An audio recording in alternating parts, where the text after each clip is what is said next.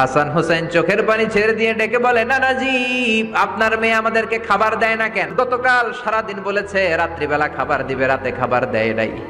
আমাদেরকে বলেছে তোমরা ঘুমিয়ে যাও, আমি রান্না করি সকালে দিব। ঘুমায় গেলাম, সকালবেলায় খাবার চাইলাম, আপনার মেয়ে ফাতেমা তখন আমাদেরকে খাবার দেয় না। দাদা, আমরা ছোট্ট দুইটা মানুষ ক্ষুধার জ্বালায় বেহুশ হয়ে যাই, আর সহ্য করতে পারি না, আপনার মেয়ে খাবার দেয় না। দুপুর হয়ে গেল, দুইজনে কান্নাকাটি করি, আপনার মেয়ে এখন পর্যন্ত আমাদেরকে খাবার দেয় নাই। আমরা দুজন তো আর সহ্য করতে পারি না, কেন আপনার মেয়ে আমাদের সাথে এমন করে? আপনার কাছে বিচারে দিলাম, আপনি বিচার করেন।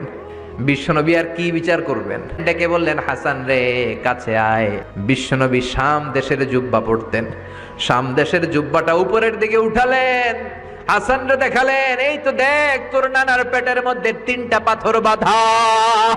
একদিন না খেয়ে থাকার কারণে তোদের পেটে এত জ্বালা, এত কষ্ট।